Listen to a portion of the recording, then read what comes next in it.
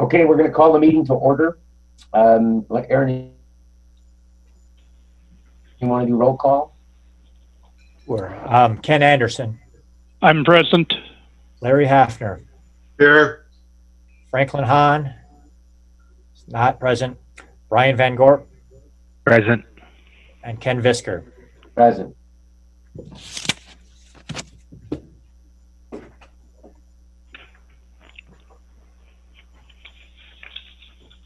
So, Aaron, you want to read the public hearing notice and Sure. So I'll read the notice, and then Amelia put together the packet for you for this first hearing. So once I read the notice, I'll turn it over to her, and she can walk you through the staff report and answer questions. But, please take notice that an application was received from the following persons for a variance of setback requirements. The application is from Jason and Diane Larson. They're residing in Money Creek Township, and they're looking for two variances. First, a variance to reduce the side and rear yard setbacks in an ag district to place an addition on an existing home. And then secondly, a variance to reduce the rear yard setback in an ag district for an existing accessory building. A hearing on this application will be held at 5:30 on August 27th. Due to the health pandemic, the hearing will be conducted remotely pursuant to Minnesota Statute 13D.021, with board members participating by telephone. Anyone wishing to monitor the meeting must contact the zoning office by Tuesday, August 25th. All persons having an interest in the matter will be given the opportunity to submit comments relative to the granting or denying of the application. Comments should be mailed to the Environmental Service Department or sent by email and received by Tuesday, August 18th.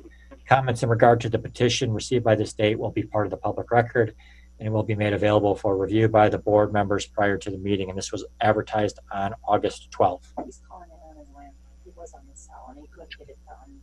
Oh, okay. So, Holly just let me know that Franklin was trying to call in via cell, was having some problems, and he's now calling in via landline. So if you want to wait a couple minutes, he can join us.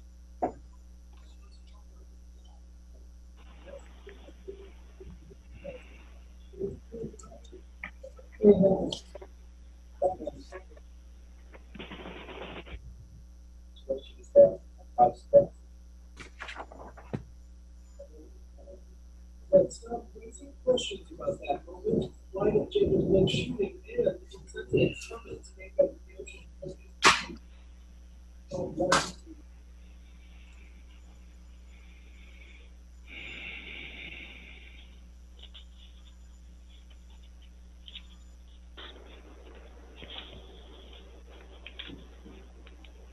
Okay, Franklin, is that you at 3986? That's me. I couldn't figure out how to couldn't find the pound thing on my cell phone.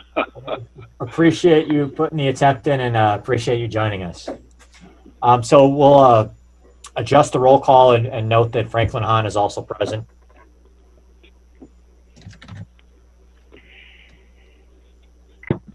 Franklin, we thus far have called the meeting to order, and we read the notice for the first hearing. At this point, Amelia, do you want to cover the staff report? Yes, I can go through that quick. Can everybody hear me? Yes. Okay. So Jason and like as Aaron said, are looking for two separate variances. The first is to put an overhead structure covering a concrete patio that they poured approximately 6 years ago. A concrete structure like that does not require a permit. And then they also are looking for a setback from the property line for a garden shed or playhouse structure, which does fall under the 200 square foot, possibly not needing a permit if it's a mobile structure. The kind of the unique situation here is that while this property borders Money Creek itself, it's actually an agriculturally zoned. And so when the house was built, it was built right at the 50-foot setbacks for both the north and the east property line. And then at one point it was a larger structure, but when they split it off, then the south property line it was constructed to meet that, it was split to meet that 50-foot setback, but there's really no room to the south to move. So all the only room that they have to put anything is really between the house and the highway. And they're hoping at some point to maybe put a garage there.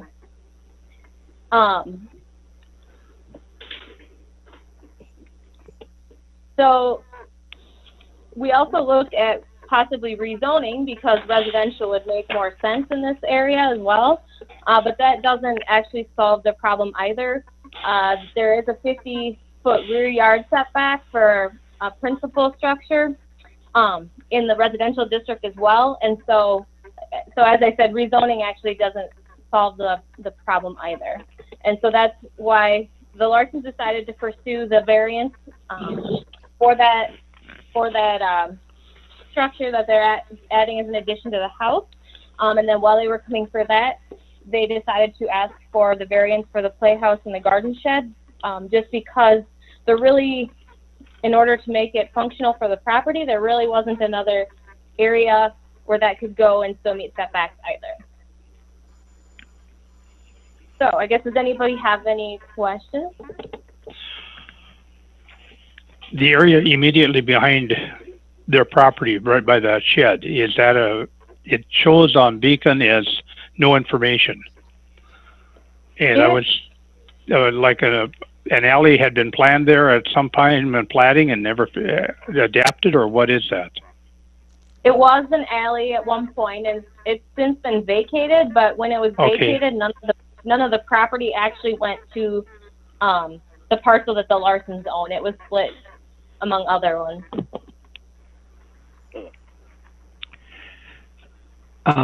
Is the by an adjacent owner now? Yes. It was split between the ones to the east. I believe there's a couple there. I don't have their names right in front of me.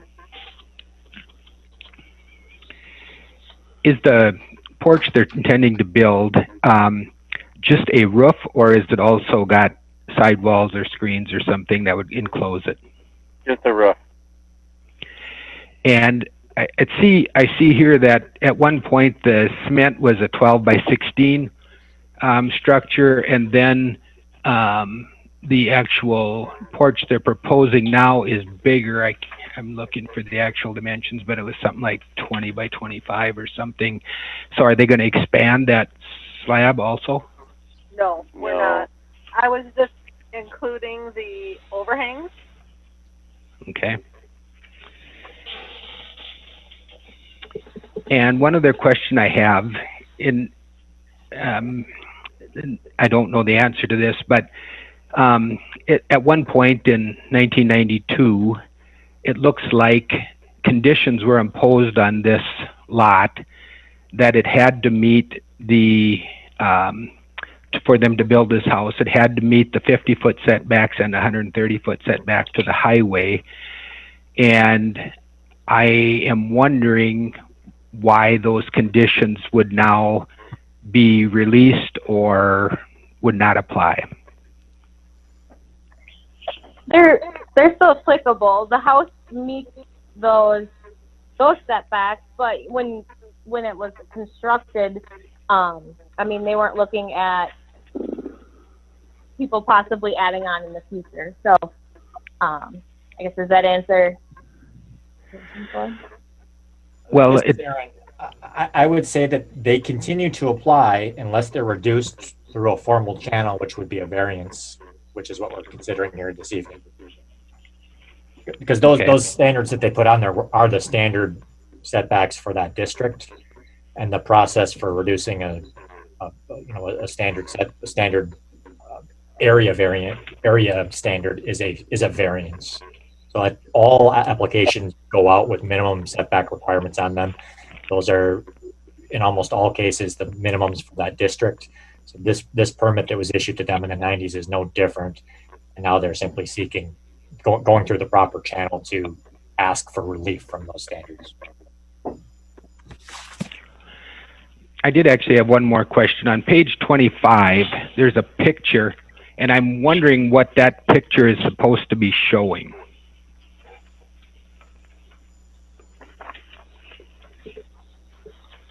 So that is a view of their house. The transparent, like pink color, shows the state highway setback of 130 feet. The turquoise line is just outlining their parcel, and then those purple lines that are kind of showing, they're actually showing the property line setback of 50 feet. I'm assuming that some of that was added at a later time, and that's why it's not going all the way around. It has to do with the GIS, the coding.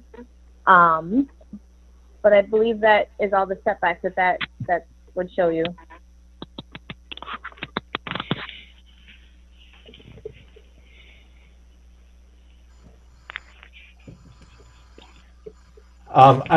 Can I interrupt for a second? We had this issue last month. It looks like, I think here at the county, we've been juggling Zoom Pro licenses, but I need to get in touch with the IT folks to put the license back with me, or our meeting is going to terminate. If our meeting terminates, watch your emails and we'll get you a new link very shortly.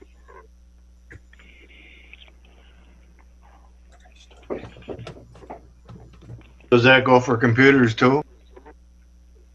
Yeah, I recall we did this last month too, and Andy was able to fix it relatively quickly. I'm hopeful he can do it again. That'd be good.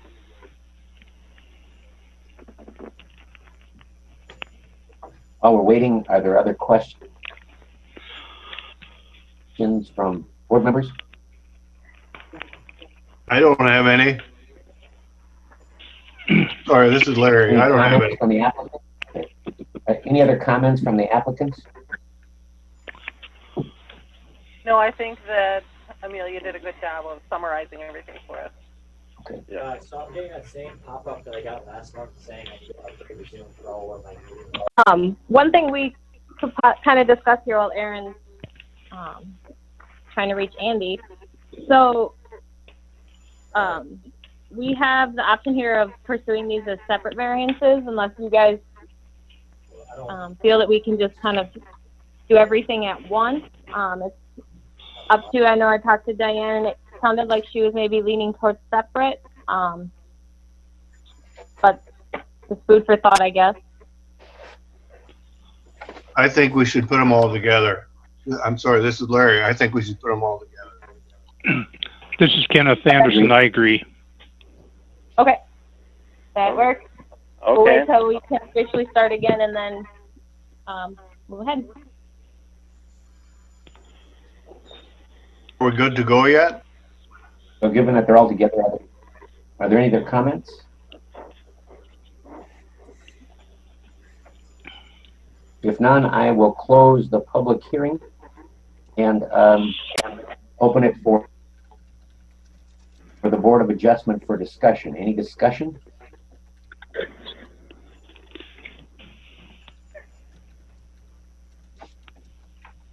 Any other discussion from the board?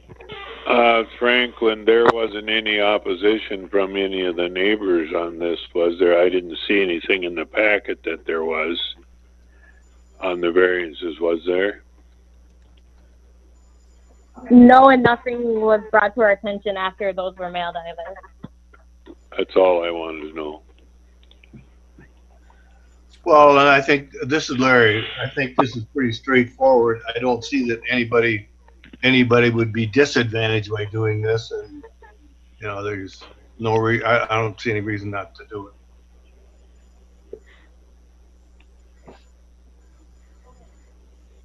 Okay. Any other discussion? I think we're just for word from Aaron to see if we can proceed. Why don't we just, if it stops, we'll have We're going to proceed without him.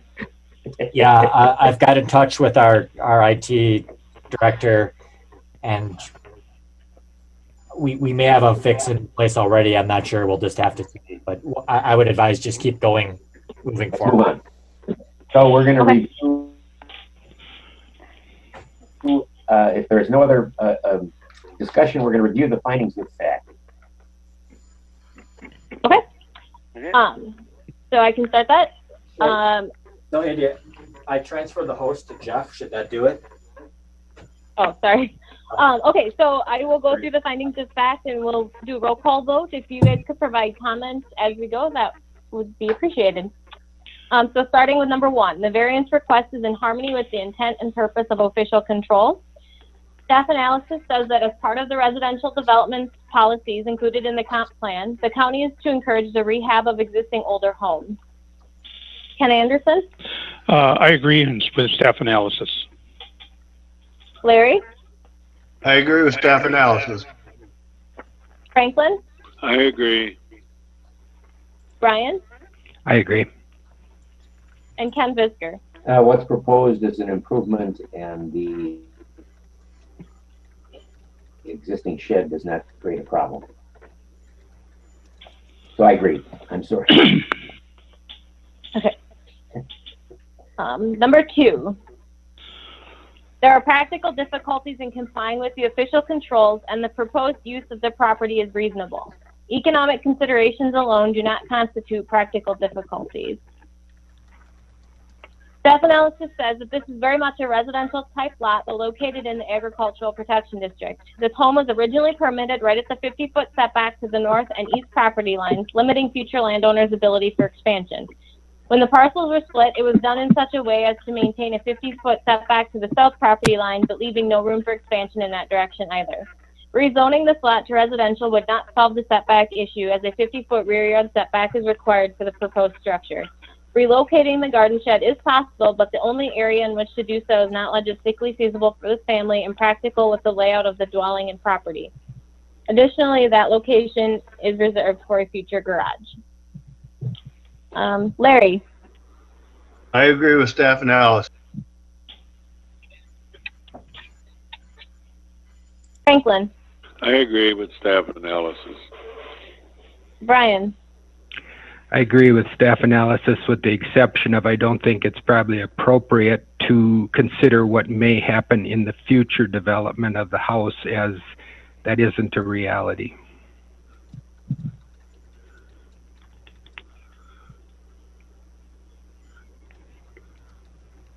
Ken Visker? I agree. And Ken Anderson? I agree. So number 3, the variance request is due to special conditions or circumstances unique to the property and not created by the property owner. Staff analysis. This is a small acreage with an existing large one-level home with large setbacks due to bordering a state highway and being in the agricultural protection district.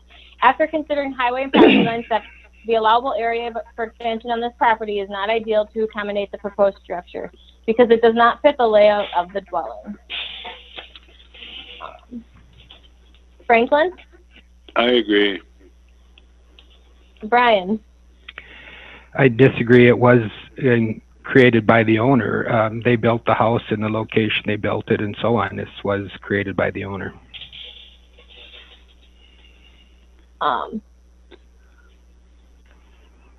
I guess I'm not, maybe I wasn't clear when I aired in this, but the Larsons just purchased this in 2010 or 2011, and so they actually weren't the ones that built the house. We did not build the house. We bought the house in 2009. Okay.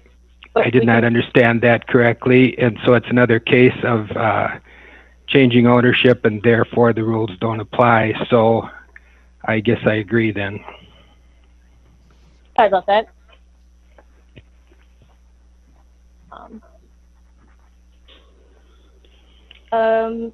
Ken Visker? I agree. Ken Anderson? I agree with staff analysis. Larry? Yes, I agree with staff analysis. And Franklin, I got you right. Correct. Okay. Moving on, number 4. The variance cannot be alleviated by a reasonable method other than a variance, and the minimum variance which would alleviate the practical difficulty is sought. Staff analysis is, aside from purchasing additional property from neighbors, there is no other option for the patio structure. The playhouse and utility shed is mobile, so it could be relocated to the front of the home, but that severely affects the usability of that structure. Rezoning this parcel to residential is not a solution for this proposal either. Start with Brian. Agree. Ken Visker. And makes sense to locate the playhouse in front of the highway, so I agree.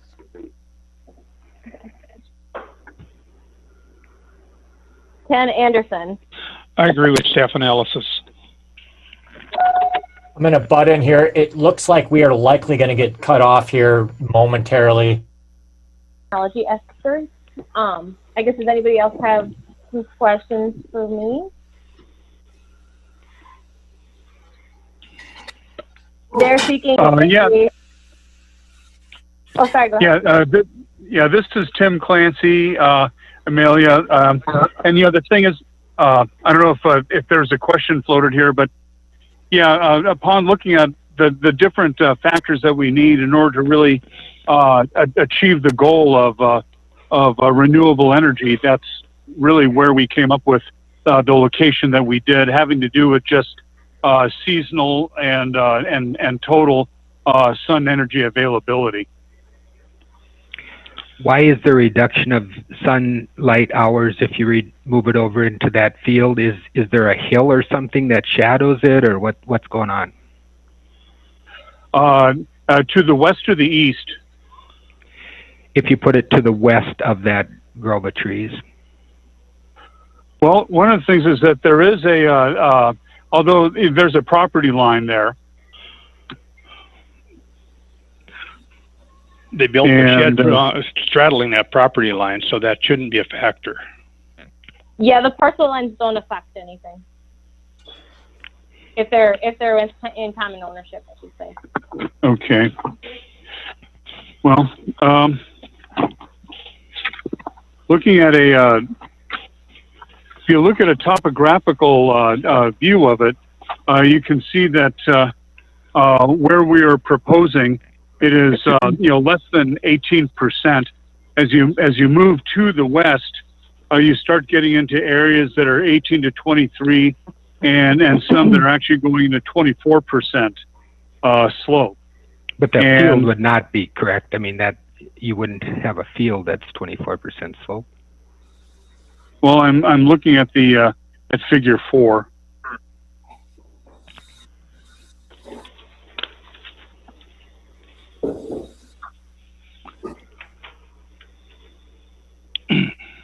I think you're going the wrong way. That shows it less than 18. Basically, I've looked at the topographic ones, and the house is at the high point of the ridge, and everything slopes away from it. So your proposed location is downhill from the house and the shed, and to the west is basically on that same elevation as the house.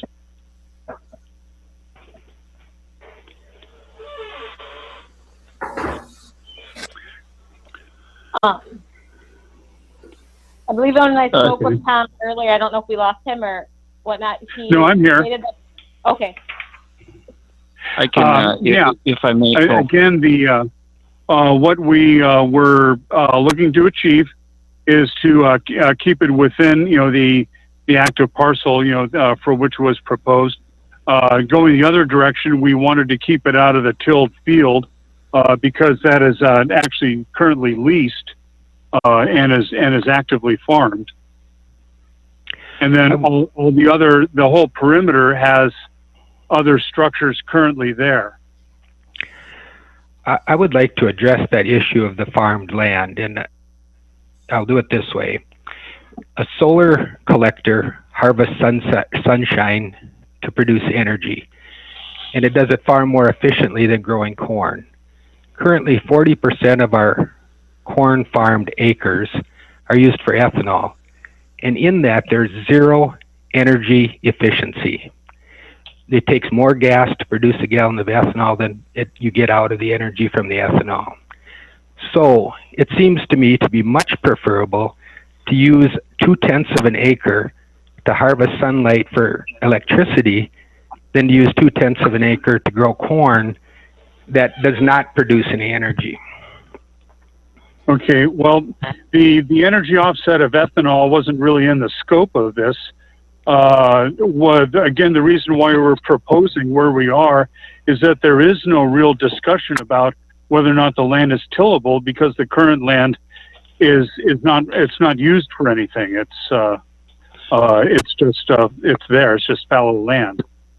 So I can't really speak to the issues of ethanol production and corn growing, but I can. No, I'm not wanting to get into all that. My point is simply that you don't need the variance if you put it in that 2/10 acre of land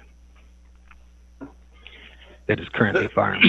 This is Larry. I think the ethanol issue is way beyond the scope of what we're doing here. It wasn't about ethanol, Larry. It was just making the point that is not sacred land. I don't see anybody that's disadvantaged with it here. If they want to put it there, why would we not? I mean, I think they should be congratulated for putting in a solar system and being conscious for that. And we're bringing up an ethanol thing, and I think it's way beyond the scope of what we're doing here. There was a logic there. I don't know if you followed it or not, Larry, but I am in favor of solar. I'm just saying that it's a better place somewhere else, and it doesn't require a variance. And the whole idea is if there's other ways to do it than providing a variance, we're supposed to consider that first. This is Ken Anderson. I've got a question on, is there a reason why the panels could not be moved enough further closer to the building site to avoid a variance? This is Micah, if I may. Go ahead, Micah. Yeah. Micah Johnson, Solar Connection. I'm a construction guy, so forgive me if I don't have all the protocols right here. I apologize if I don't. Speaking towards the east into the tilled area, I have no idea if that corn goes to ethanol or goes to cows or goes to people. I have no idea, or if it's even corn for that matter. It's a tilled area, and the idea was the owner has a financial arrangement about that tilled area, and messing up that financial arrangement was not something that we wanted to do. The last thing we want to do is cause waves. We're just a construction company. But so that was the reason why it didn't go into the field. We're not proposing in the field. Is it something about, and I don't farm myself, but something about when the tractors go through and they're pulling the trailers and the combines and so on, the rows, keeping the rows intact was a good thing, and something about having a 60-foot solar array there would mess up several rows. So hopefully that provides a little bit of clarity onto that. Moving it up onto closer to the house was definitely something we considered. We ran our shade analysis, and it definitely was a much less efficient system. I would prefer that from a design and construction standpoint, because it makes it a lot easier to transfer over to the meter. It's closer to the meter. So I like that spot, but from a production standpoint, the house actually would shade the array. So it's the house shading the array, not the trees or other natural entities. You're actually moving uphill a little bit. If we moved it up close to the house on the north side of the house there, that's what I was talking about. The house would shade it. So that was the first thought I had, is let's get it up there. But we ran our shade analysis, and it wasn't a very good spot from a production standpoint. Well, how much standpoint. do you have to, because it just seems, the house is definitely slightly on higher elevation. But you're moving it uphill again. Correct. If you move it that way. But it's a lot closer to the house, and the reason why we're looking at further away is the further away you get, the less shade there is from the house. In fact, the spot that we're proposing, the reason why we propose this spot is that the house doesn't shade it because of the distance. So if we're looking at a variance of, I think, only 20 feet, you know, that's not moving it that much. I mean, you're coming uphill a little bit, so I find that hard to believe that that is that big a factor. Because there's a lot of distance to the house. I thought you were talking about up on top of the hill. Up on top of the hill is shaded by the house. When we go no, back I just talk about moving it just enough to get into compliance. I apologize. Yes, if we did that, now the hill itself actually will shade the array, but if we move it 20 feet to the north, then the hill itself does not shade the array. The hill, where is the hill? Because the hill is the highest point. That's the highest elevation in that area. The hill going up to the house. There's but between the. It's about you're seeing about a 10 or 15 foot grade rise. And again, I'm going to preface this. I'm a construction guy. I don't know all the all the policies here, but I do appreciate not being interrupted. So may I finish? Go ahead. So there, between the proposed location of the array and the house, there is a hill up. The hill goes up. If you walk from the proposed array to the house, you go up a hill. If we move it 20 feet to the south, that hill shades the array, which is why we're proposing moving it 20 feet to the north. Can't these solar panels be elevated? Yes, it can be done. It's significantly more difficult. Just like any structure, the taller you build it, the more difficult it gets, the more concrete you're putting into the ground, so on, so on, so on. But it can be done. It could be done. I haven't done the calculations on if we move it 20 feet south, could we get it high enough? I haven't done those calculations. I don't know if we could get it high enough. It can be put higher. It involves significant hurdles. I think it comes back to a thing of the trade-off of, do we want to escalate the complexity of construction or be able to gain the same benefit by applying a little bit of moving of the property line or of the variance line and achieve it without doing, you know, the strenuous measures. Who's talking? I'm sorry. Who's talking? Oh, this is Tim Clancy. Excuse me. Tim, I agree with you 100%. And who are you? I'm sorry. I don't know your name. Oh, I'm with Solar Connection. Okay. I would like to ask Tim Clancy a question. Is there any, other than the financial arrangement of the 2/10 of an acre of cropland not being rented out, is there any other negative about putting it in that field to the west? From the standpoint of the field, just as a piece of land, I would say probably not. But one of the things that I would add to that is that although, you know, you have, you know, the net footprint of the array as being 0.19, as Micah pointed out, when you get into the practice of farming, you have to have setback around the array so you don't, you know, hit a panel with a combine or create other issues. You know, the footprint is really more than that. And insofar as the lease agreements that are being held with that field right now are for full access to the area, to the acreage. It's also one of the criteria for a variance that it not be decided on economic issues alone. This is Larry again. We wouldn't allow them to build a house there. Why do we want to force them to put this array there for the crying out loud? Are you sure we wouldn't allow a house there, Larry? Yeah, it's not. I've seen equal things. It's not the soil type. It's in crop production, and we won't allow building on that land. I think we have approved them. I struggle with why. I struggle with why are we these guys are setting this up. I don't know who's disadvantaged by putting it there. Larry, let me interrupt here for a second. We can save this discussion between the board members. Are there any other questions for the applicant? This is Derek. I'll let you know on that parcel to the west of the shed, the neighbors and my electrical main feeds right now go through that area, as well as Ace Communications underground. So you'd have to trench and hope not to hit any of that as well on the west side. Okay, thank you. Any other questions for the I have one other comment. applicant? This is Aaron Benson with Solar Connection. I'm sorry to interrupt, but I guess one thing that we haven't really talked much about is the extreme distance in trenching. Derek just alluded to it a little bit.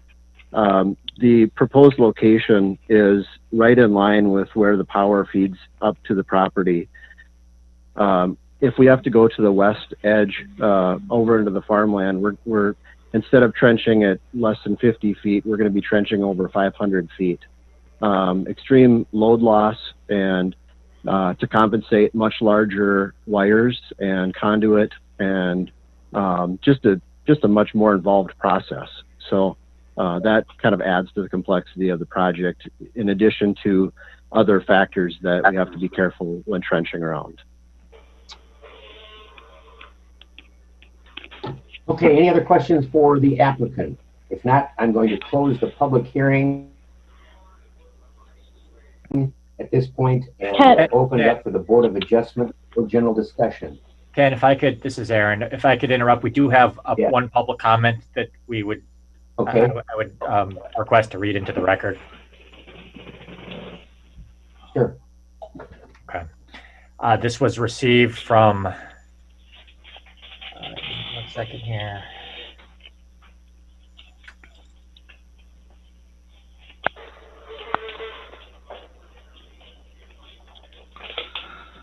Received from Tom Weibel, and he writes, this letter is in regards to a variance application request to alter the 50-foot setback rule. We received a mailing on 8/12 from the zoning department showing an application was applied for involving the building of an accessory structure. We made a call to the zoning office to find out exactly what was happening. We talked with Amelia. She asked that we send in a request to get more info on the variance was about. After receiving the information and looking over the application, I have some questions and comments on what was entered on the application. Number one, obviously the site chosen is visually of little impact to them meaning the applicants. The panels will be within 30 feet of our drive, which we travel past daily. Safety is a concern. Number two, the applicant states the panels are not within sight of our house because of some tree cover. Not totally a true statement. Looking out our front door and down the driveway, the panels would be visible, obviously more in fall and winter. Number three, the application only addresses locations available on parcel 080192000 and excludes any possible locations in parcel 080193000, which is the area directly west of parcel 080192000, which contains their driveway and 3/4 of an existing pole shed. The other 1/4 of the shed is in the aforementioned parcel. Why is this parcel not being considered as a possible site? It looks to have plenty of locations to install panels without causing a variance setback concern. This area is not affecting any homes in the area, will have no terrain elevation issues, has a full 100% southern exposure if that is what is needed. It would put these panels next to their drive if installed on top of this side hill. There is also a field between both of our drives that would have ample room to install these panels. Number four, I believe the panels to be about 150 feet in length, double stacked per drawing, maybe 30 to 50 feet in depth when installed.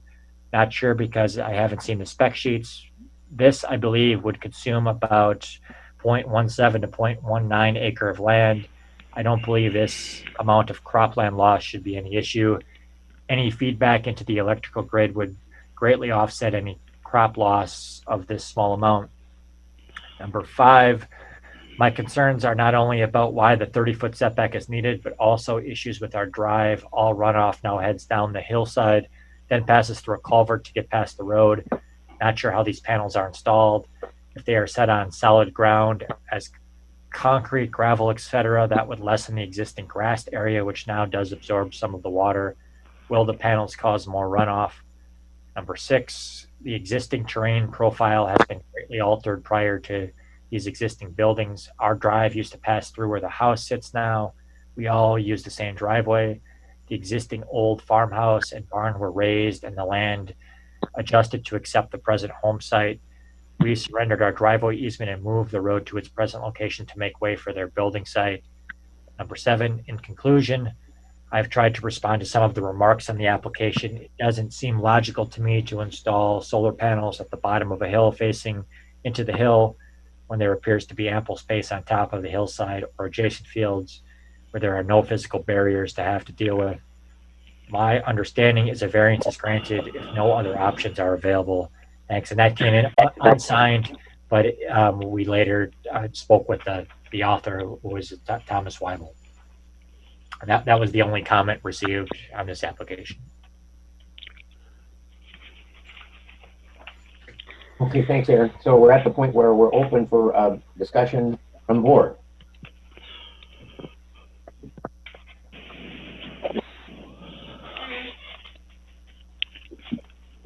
Am I on here? Who are you? Tom Weibel. Tom, I'm sorry. I haven't closed the public hearing. Go ahead. Oh, I'm sorry. I'm not against the project. I just had questions on the variance. Like I said in the letter, I didn't know anything about it until I got the letter, but I just thought a variance was only granted if there were no other places to go with this. I'm sure some of it has to do with convenience and location as far as visual and that. But I would think the closer you get to the top of the hill, the better solar gain you'd get. But, and as far as wiring, I understand the wiring would have to be redone and run longer and all of that. But wiring engineering is redone every day for different projects. Derek, when you mentioned the power going through on the west side, that also is going to go through right where the solar panels sit, where they're proposed, because that junction box there continues north to feed our house with power. So I mean, electrically wise, that power cable already is going to be it'd be just about under them panels. No, they're within 6 feet of the fence line. I've had it marked. I mean, they're in that vicinity there. That's not 30 feet off the fence line. No, but as you travel through that west field, that one wire, it isn't like panels are going to be all sitting on top of that one wire. No, they are east of the main feed, and they are south of that run that goes to the current box that continues and feeds to you to the north. So it's not at all in that footprint. Right. But I'm saying if you went west, I don't want to put it west. Because that is not in the vicinity of where that feed is now for the trenching. It's the most logical place for trenching and for the open. There is no vegetation, farming, trees in that location. I'm sorry to interrupt. This is Aaron. Can I suggest that we have the comments come into the board, addressed to the board, and we could give the folks who wanted to comment time, and then the next person can comment. Yep. It's very hard to know who's talking when we have the back and forth. I got it. So unless you have comments for the board, we're going to close the public hearing. I have one comment for the board. Any further comments? Okay. This is Micah Johnson with Solar Connection. I have one comment for the board, if I may. Sure. The visual impact was one part of the decision. I don't remember if this was in our written application or not, but just to bring everyone up to speed, visual impact was one part of the decision. In the current location from any area to the north, the panels would only block the view of a side of a hill. If they were moved west or east, they could potentially block more of a view for somebody, down a valley or, it would just block more than just the side of a hill. So that was one other little part of the decision. Thank you. Okay. There are no further comments. I'm going to close the public hearing and we'll move on to a Board of Adjustment discussion.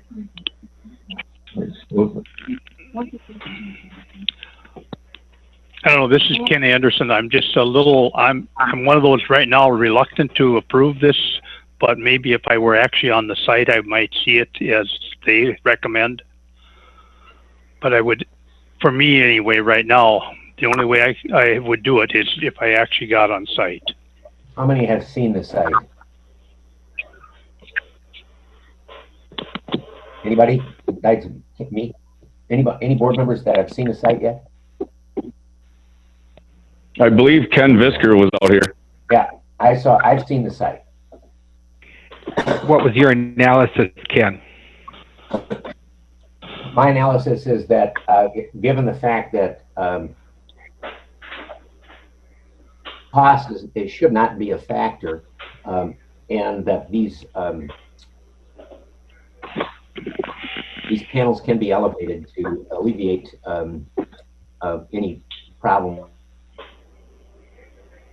with that hillside, I'd be inclined to deny this variance. I think those panels could be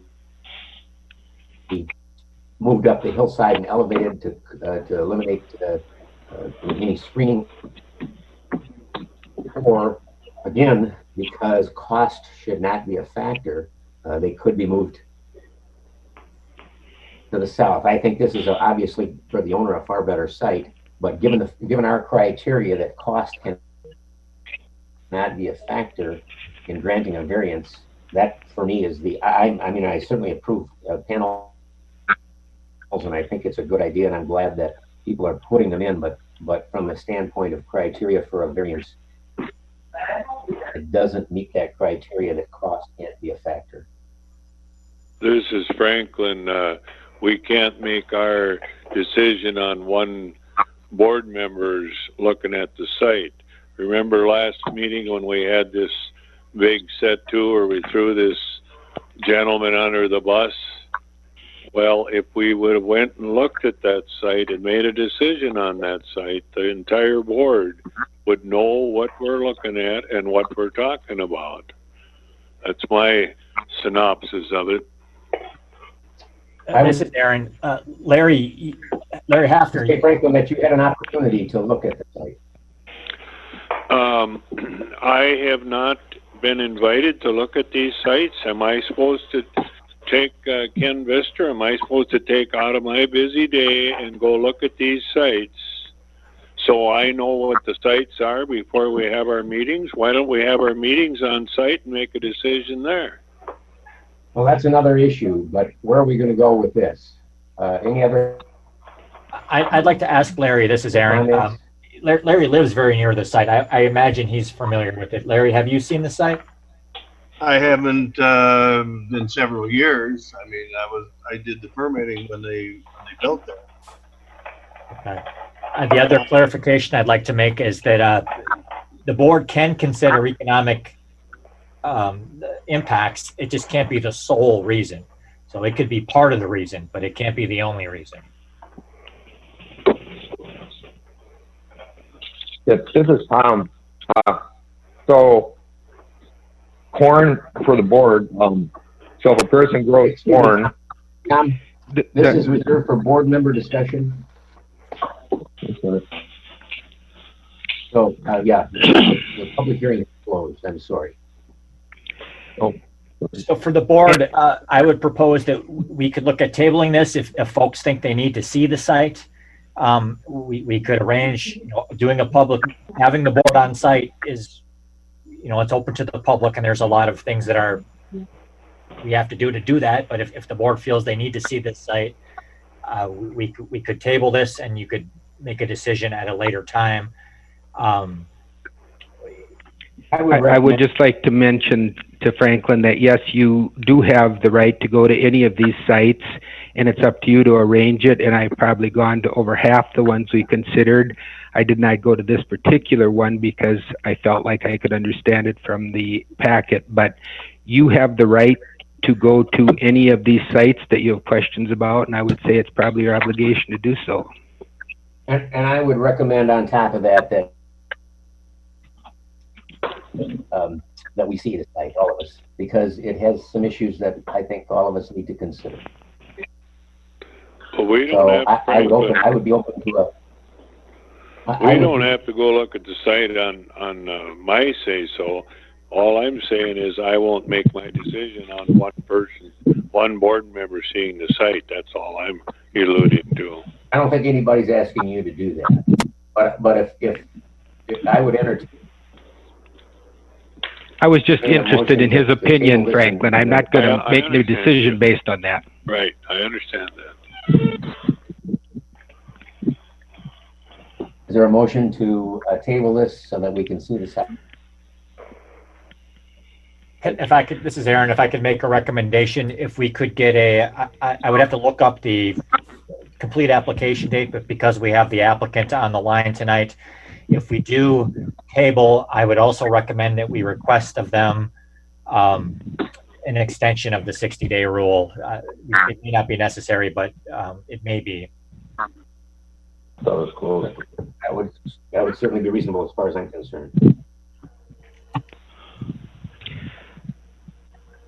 I would feel comfortable proceeding with the findings of facts. If other people are, I will go either way with it. Well, there being no motion to table, then we'll proceed. Any other further discussion? I'll make a motion that we table it. This is Larry. Okay, Larry, and does that motion include a site visit? Yes, and I would recommend that we get some kind of a illustration of where the underground infrastructure is. And, you know, I've heard a lot of good reasons for doing different things. And I'd like to, if we're gonna delay this, I'd like to have a site visit, and I'd like to have where that, you know, we said we could put it up there in that field, but then it would be 100 or how many feet, and there's a lot of loss in distance with wiring. So I'd like to know where all that infrastructure is under there and the result of it, and the distance from the neighbor's place, and get a sense of the size of this thing. I assume it's a big black panel that get a sense of the size that's gonna be. I guess in additionally, I would think it would be available is the how much benefit it's going to have to green energy.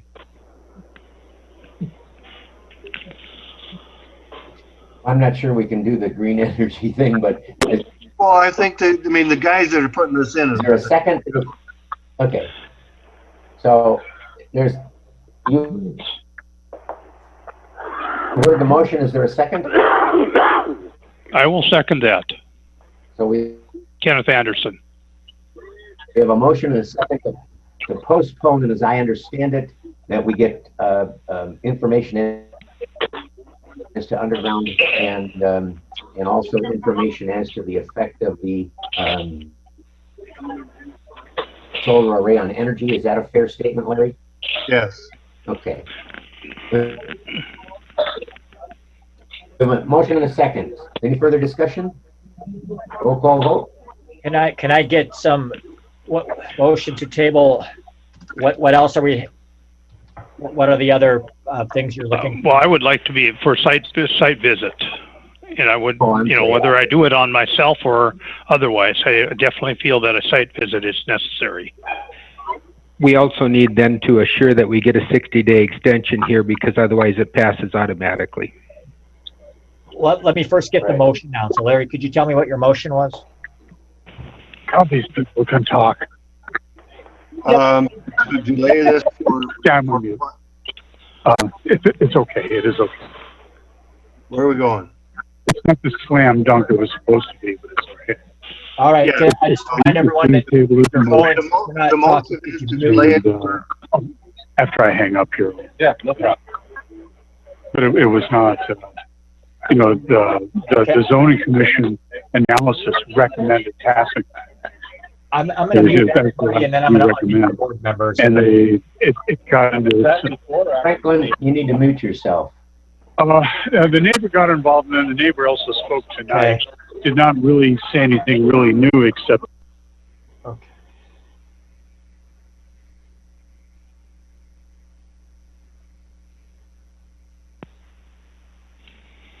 I'm slowly unmuting everybody here.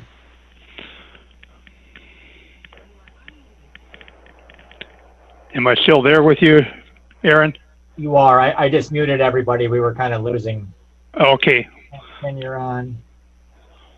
Larry is unmuted.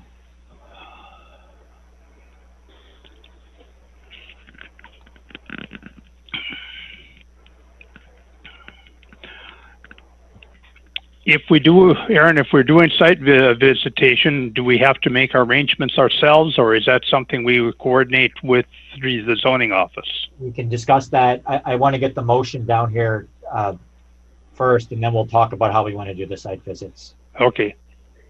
Brian, I'm not able to unmute you. If you can unmute you. Ken, I'm also having a hard time unmuting you. If you can. What was it? Asterisk 6? Asterisk 6, yeah. Am I now? Okay, Ken, you're on. Apologize for that, but it was getting to be pretty busy there in terms of the talking. Yeah. Okay, so let me just make sure. Ken Anderson, you're unmuted. Larry, you're unmuted. Franklin, are you unmuted? Yes. Okay. Ryan, are you unmuted? Yes. And Ken Visker, yes.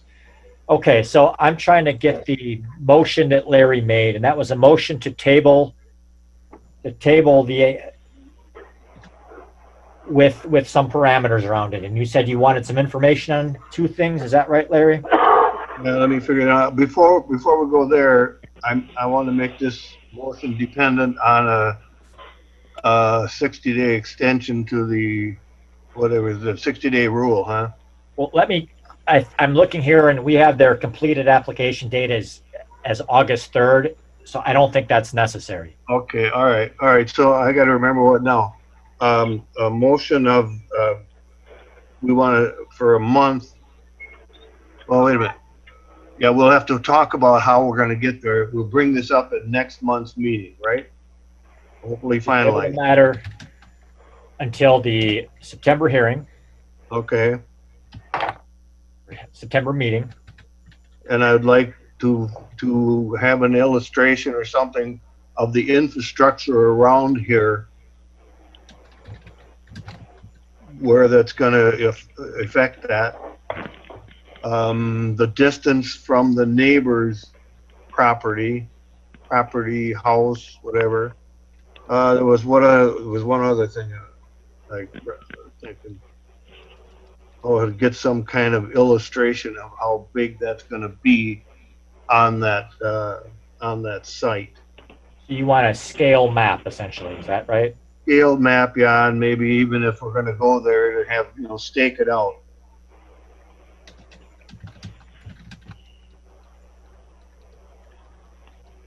Okay, so what I wrote here, based on what you said, is the motion would be to table the matter until the September meeting,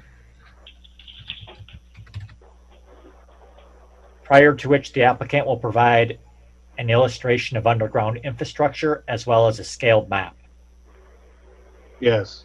And I don't know if we need to address a site visit in your motion but we can discuss if this passes, we can discuss the details of how you'd like to conduct the site visits.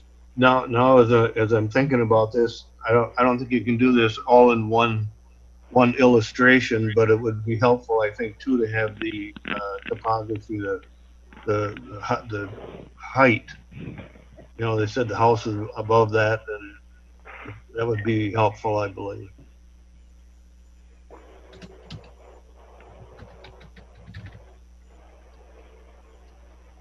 Okay, so I have now what I'm just trying to get on paper what you're saying. Motion would be to table the matter until the September meeting, prior to which the applicant will provide illustrations of underground infrastructure, a topographic map, and a scaled map showing the solar array, right?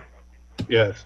Well, and I thought too, if we could have that staked out before we go up there. Just, flags or, something that says this is where it will be. You need that in the motion? Well, just like everything else, yeah. Okay, the proposed location shall be marked on site. Yes. All right, do you need me to read that one more time before you seek a second? There's already a second, I think, from. I'll second that, whatever. Larry put it pretty much what I wanted. Right. Okay.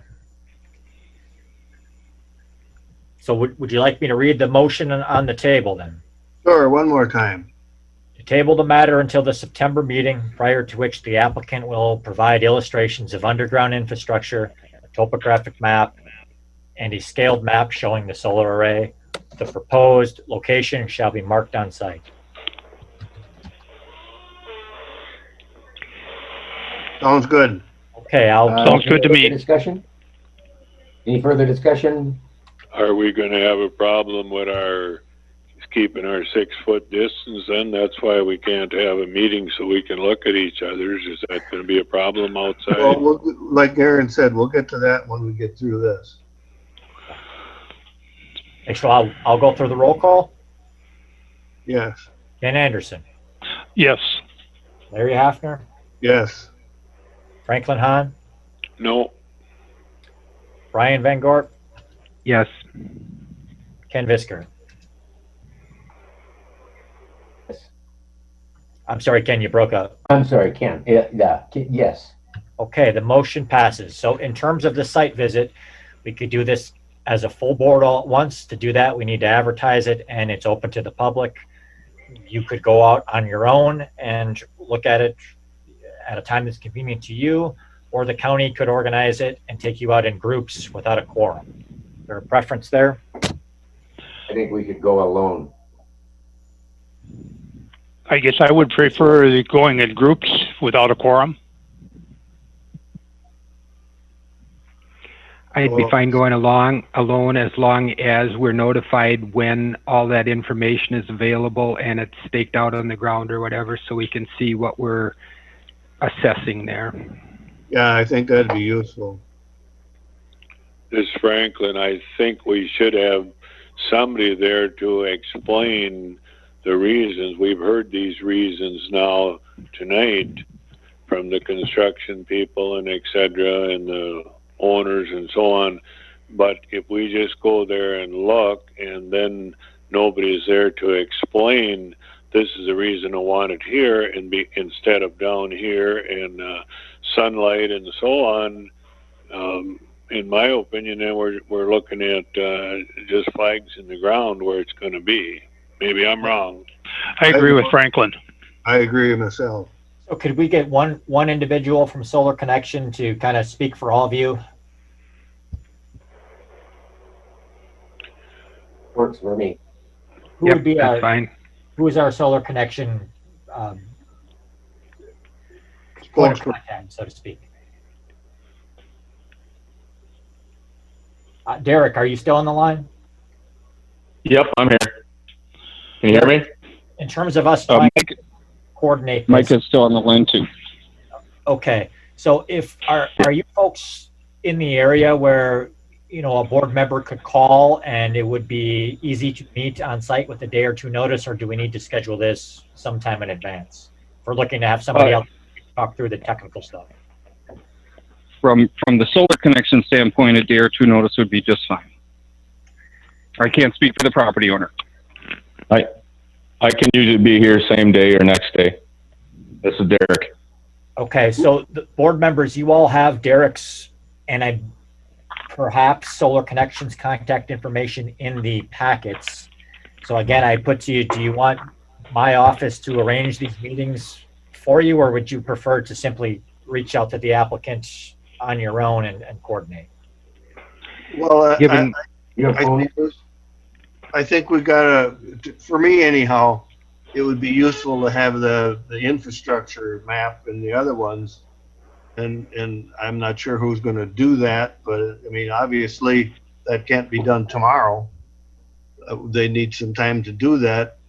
So, Yeah, I would envision that would come into me and I would distribute it to the board members. And once you have that in hand, then we need to determine how we want to do the site visits. I would propose, why don't we do them in small groups without a quorum? And I will arrange 2 times with the applicant and his contractor and take you out there in groups, make things perhaps easier and allow us to move on this evening. I agree. I agree. Okay. Okay, so Derek, I guess I'll be in touch with you next week, but you know what we're looking for, some additional information ahead of time, and after that, we'll try to set some site visit times up. All right, that sounds good. We'll get it pulled together and I'll get it in your hands. Okay, thank you. I've lost Thank track you. of things. Have we voted on this motion? No. Well, we voted to table it, so it's been tabled. Oh, we voted to table. Okay. No other I didn't vote. remember if we voted or not. Okay. Yep. Okay. Yeah, we Moving on. voted. There was 4 to 1 Okay, I got you. to table. I didn't. Okay, so we can move on Thank to you. the next Okay, we hearing. can move on to the next- Is there anything else on this matter? no, All right. oh, that was fun.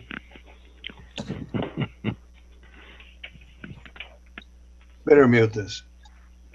I'll read the notice of application. Please take notice that an application was received from Andrew and Christy Esser of La Crescent Township. They're seeking 2 variances.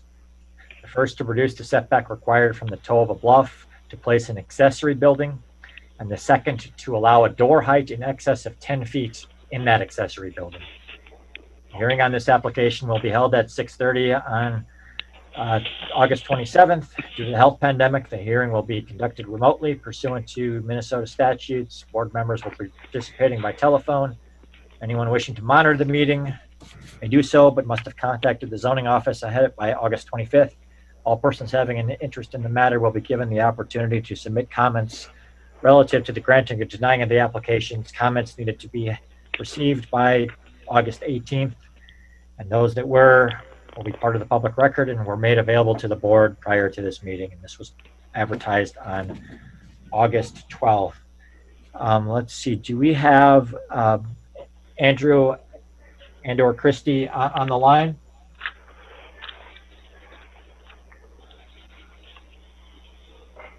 And a lot of folks muted here.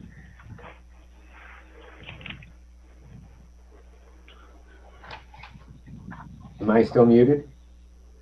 No. So Andrew or Christy, if you're on a phone, you push *6 to unmute.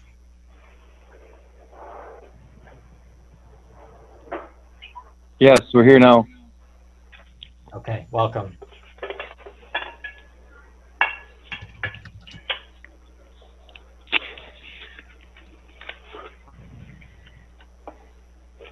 All right, give me a moment and I'll pull the staff report for this.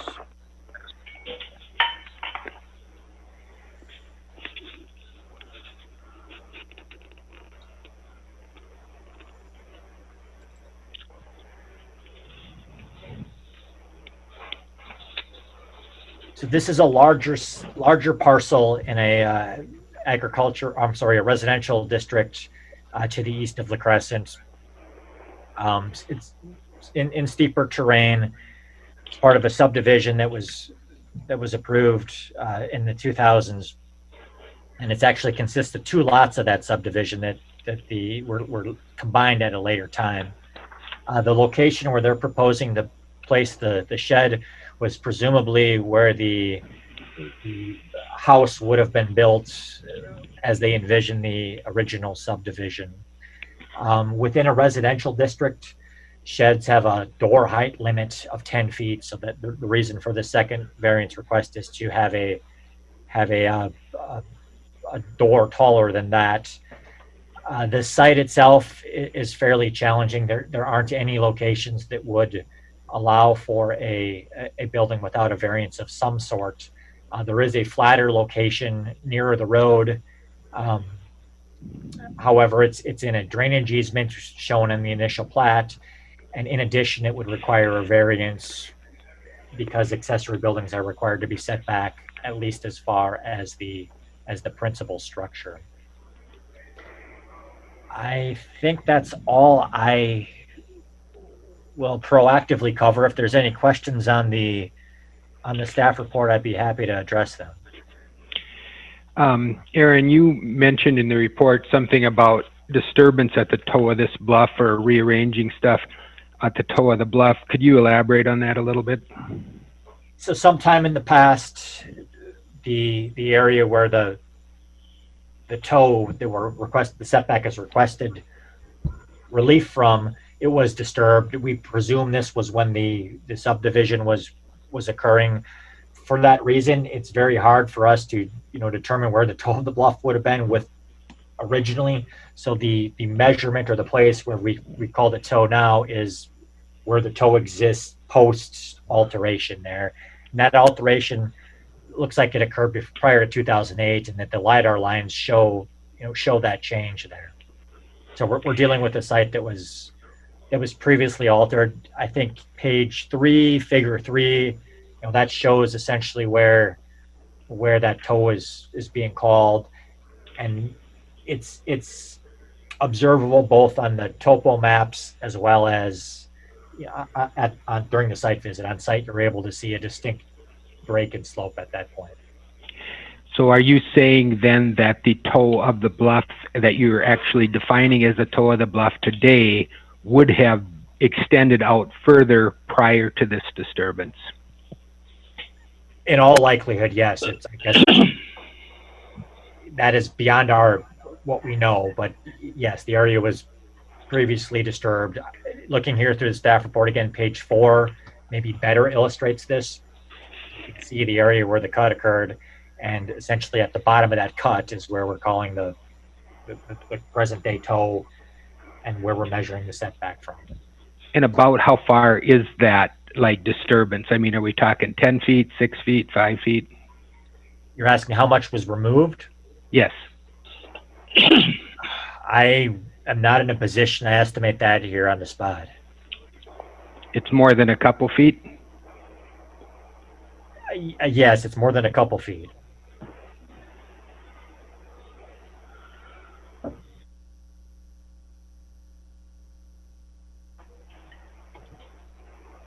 Brian, the entire area had been excavated at one time. So you have a flat, if you're looking at the picture on page 4 or figure 4, you have a flat area where the structure is proposed, and then it slopes up from there. And that area that had been disturbed where it slopes up hasn't quite seeded in yet. So I don't know if that helps you visualize it or not, but yeah, that's sort of what happened. I mean, the entire area was graded at one time. And I believe, Andrew maybe can correct me if I'm wrong, but I believe he suspects that was done.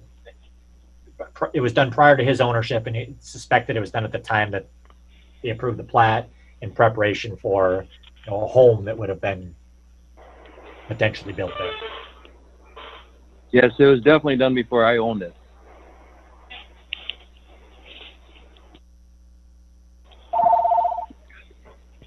If there aren't any other questions on the staff reports, Andrew, do you want to add anything to what I've presented? No, just that I got a $32,000 lot that I can't build on at the moment.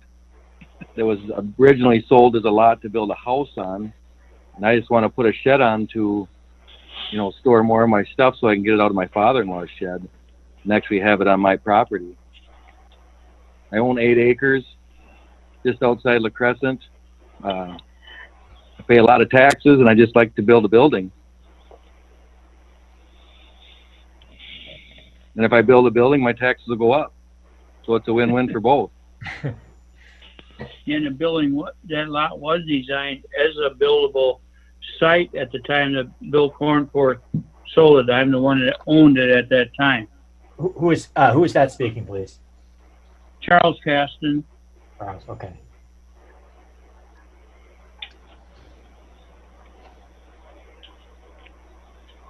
So if you didn't put 2 and 2 together, I'm Derek's sister, Chrissy, the last applicant.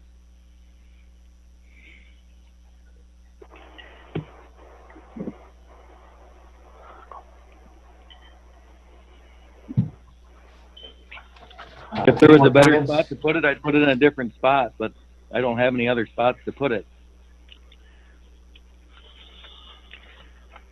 We did not receive any comments in regard to this application. No comments from the public? No. If there are no further comments from the applicants, we'll close the public hearing and move to the discussion with the Board of Adjustment members.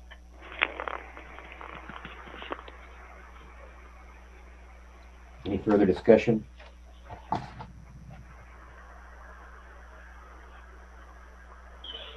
There being none, we shall move to the findings of fact.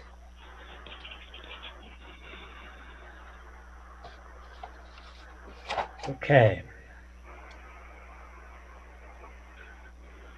Okay, there's 2 variance requests for the board to consider. I would suggest that the board could opt to consider them simultaneously. Alternatively, we could go through the findings twice and consider them independently. I would prefer we do them both at the same time. I agree. I agree. I agree. Yes. All right, finding number 1. The variance request is in harmony with the intent and purpose of official controls. The analysis in this case is diversity in housing types is included as a residential development policy goal. Approving the application would provide an option to a landowner whose preferred housing type includes proximity to an urban center as well as a large shed. Larry Hafner? I agree. All right, actually, give me one moment. I've got to get a different document open.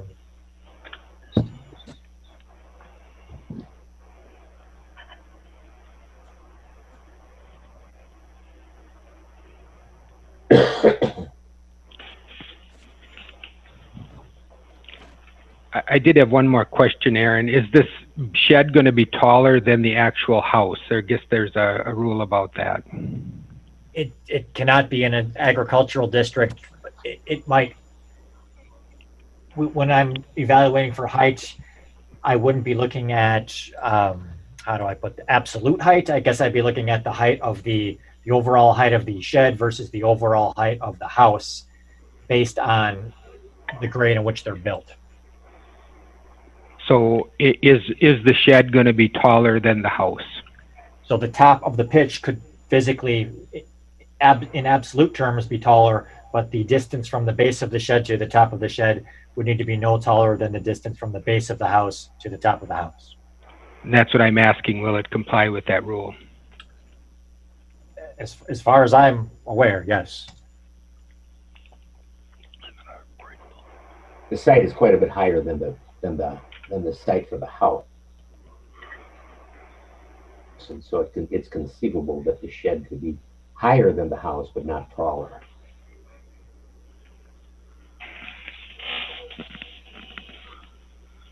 Okay, apologize for the delay. So voting on finding number 1, the variance request is in harmony to the intent and purpose of the official controls. And I asked, who did I start with there? Me. Larry, I Larry, you agree said with, yes. yes, Liz, I agree with staff analysis. Franklin, Yes, I agree. Brian, I agree. Ken Visker, I agree. Ken Anderson.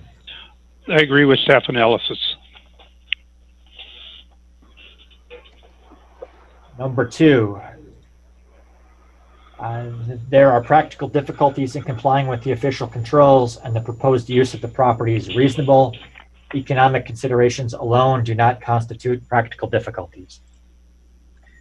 The applicants have identified the only reasonable location to locate a shed on the property. The area to the south along the public road is not a viable alternative because of the drainage that occurs in that area. Additionally, because accessory buildings are required to be set back beyond the principal structure, the location would require a variance as well. The door height request is to accommodate the applicant's vehicles. Such vehicles are commonly incidental to permitted uses in the district. As many people own recreational vehicles, indoor storage of these vehicles is preferable. Franklin? I agree. Ryan? I disagree. I think this shed could be modified in size or shape.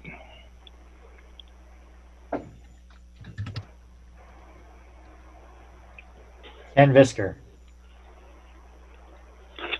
I agree. Ken Anderson? I agree with staff analysis. And Larry Hafner? Yes, I agree with staff analysis. Number 3, the variance request is due to special conditions or circumstances unique to the property and not created by the property owner.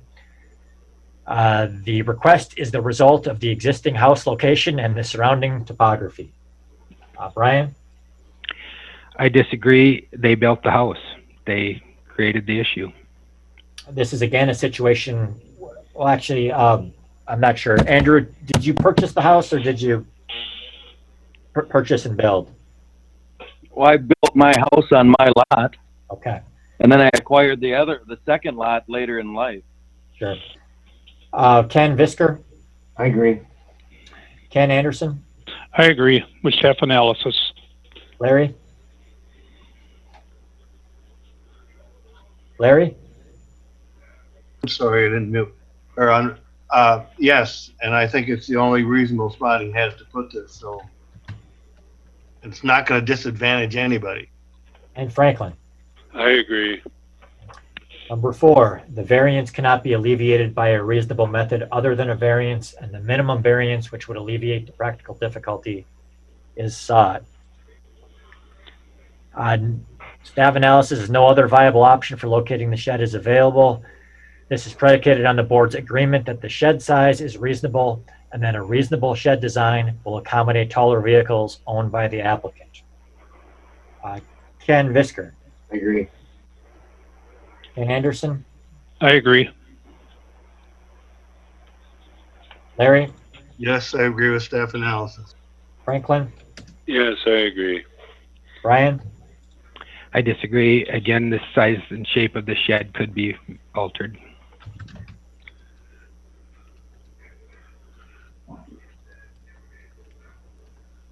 Number 5, the variance will not alter the essential character of the locality nor substantially impair property values or the public health, safety, or welfare in the vicinity.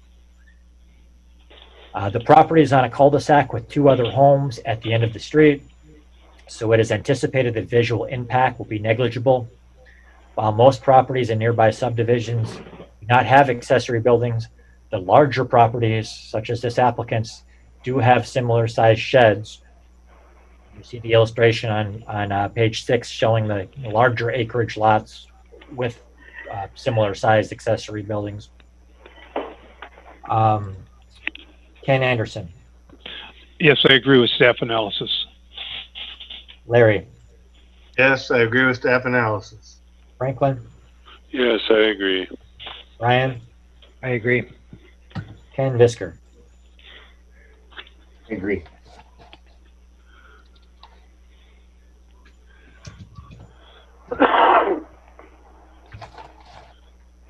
So I guess we need a motion to approve the finding.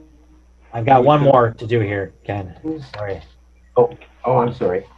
One Number more. 6, the variance is not a use variance and shall not have the effect of allowing any use that is not allowed in the zoning district, permit a lower degree of flood protection than the regulatory flood protection elevation, or permit standards lower than those required by state law. Accessory sheds are an accessory use in a residential district, and there's no mapped floodplain on the property. Larry Hafner. Yes, I agree with Steph and Alice. Franklin. Yes, I agree. Brian. I agree. Ken Visker. I agree. Ken Anderson. Yes, I agree. Okay, that concludes the findings. Yes, at this point, Ken, I would recommend seeking a motion to adopt the findings that were just made. Is there such a motion? I'll make the motion to adopt the findings. I'll second it, Franklin. Second? I'm sorry, motion by Kenneth and seconded by Franklin. Yep. To adopt the findings. Any further discussion? Roll call. Ken Anderson. Yes. Larry. Yes. Franklin. Yes. Brian. Yes. Ken Visker. Yes. Is there a motion to approve the variance? I will, so moved, Larry, I'll make a Franklin. motion to approve the variance. One at a time. I got it. I got Larry on a motion to approve, and who's there second? Can I suggest some language? Sure. Oh, I'm sorry. Go ahead. So language I would offer to the board would be to motion to grant a variance of 18 feet to allow a shed to be built 7 feet from the toe of a bluff, and to grant a variance to door height requirements to allow a 13-foot garage door. Do I need to redo the motion or just agree? Larry, are with you satisfied? Yeah, do you agree? I agree. Okay. So we have a motion by Larry and a second by Franklin. Is that right? That'll work. Okay. And you've heard the motion. Is there any further discussion? Being none, we'll do roll call again. Ken Anderson. Aye. Larry. Yes. Franklin. Aye. Brian. Nay. Ken Visker. Aye. Okay, motion passes. Thank you, Andrew. I will be in touch with you next week. All right, thank you. Have a good night. Has everyone had a chance to review the minutes? Do we need to take a moment to review them? If not, I'd like to I make don't hear anything. We will. I have a question on the minutes. Maybe it isn't relevant to ask this question, but this James Fuchsel, did he ever do anything when we denied his building site? Did he ever come up with any other plan, or is that not a question I should be asking? I'm asking Aaron. Sure. Yeah. So he's been in touch with me, and he's communicated that he's working on a redesign that would accommodate the setback, and he believes that that's feasible. Okay. Does he get his money reimbursed then, or is he just pays for a building permit, or how does that procedure work? Well, when you apply for a variance, your fee is not buying you the approval. It's the application fee, so you don't get a refund if it doesn't pass. I meant on the building permit. Does he have to pay for a building permit then also? Oh, he would yes, at some point if he were seeking to construct, he would need a zoning permit. Okay, that's my question. Other than that, I'll make a motion to approve the minutes. Motion to approve. Is there a second? I'll second it. This is Larry. Larry is a second. Any further discussion? There being none, roll call again. Ken Anderson. Yes. Ken Visker, Yes. Larry, Yes. Franklin, Yes. Brian. Yes. Thank you all. And a motion to adjourn. I'll make a motion that we adjourn. This is Oh, Larry. I'm sorry. Yeah, I'm supposed to ask if there's any other business. Ooh. If there being none, Larry has a motion to adjourn. I'll entertain a second. I'll second that. This is Ken Anderson. And Anderson, any further discussion? There being none. Can we do a consensus? Can we do a consensus? It'll take longer. Can I ask for unanimous consent? Ken Anderson, Yes. Larry, Yes. Franklin, Yes. Brian, Yes. and Visker. Yes. Thank you.